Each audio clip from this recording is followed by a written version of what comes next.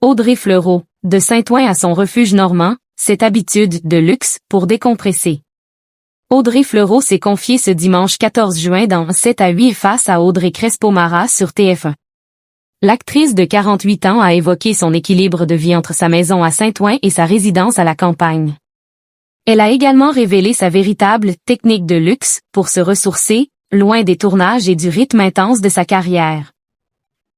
Invitée du portrait réalisé par Audrey Crespo-Mara dans 7 à 8 le 14 juin 2026, Audrey Fleurot s'est confiée sur de nombreux sujets personnels, notamment son enfance en tant que petite fille qui ne correspondait pas à la norme et son rapport à son travail. Elle a encore abordé cette activité, plutôt simple, à laquelle elle s'adonne pour se ressourcer entre deux tournages.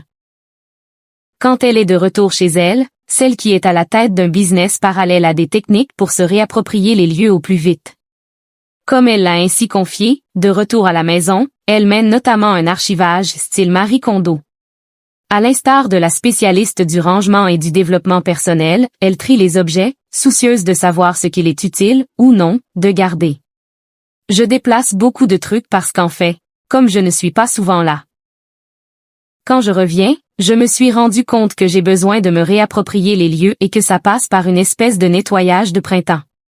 Vous savez, je prends tous les objets. Est-ce que cet objet me fait du bien? Est-ce que ce t-shirt me fait du bien? Si c'est non, je le jette. Et 2 secondes après, oui, mais est-ce que l'année prochaine il ne me fera pas du bien, a-t-elle détaillé, sourire aux lèvres. Audrey Fleurot, lire, c'est devenu un peu luxe, quoi. D'autre part, ne disposant pas de beaucoup de temps libre, l'actrice de 48 ans ultra sollicitée doit trier ses activités. Et, fort malheureusement, pour cette fan de lecture, même tourner les pages d'un roman, au soleil, est devenu un luxe. Luxe qu'elle s'accorde rarement, mais de temps en temps tout de même.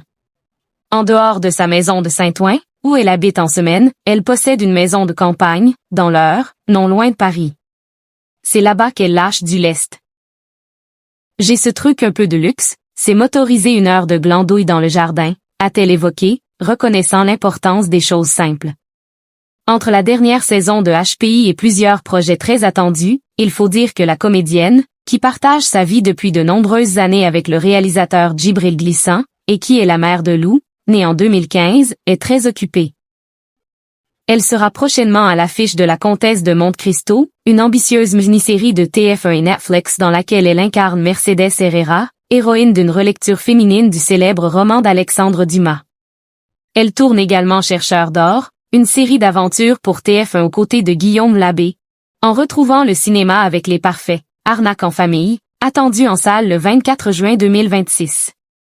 Entre tout cela, sans doute aura-t-elle le temps de feuilleter, tout de même, quelques pages intéressantes au soleil, cet été?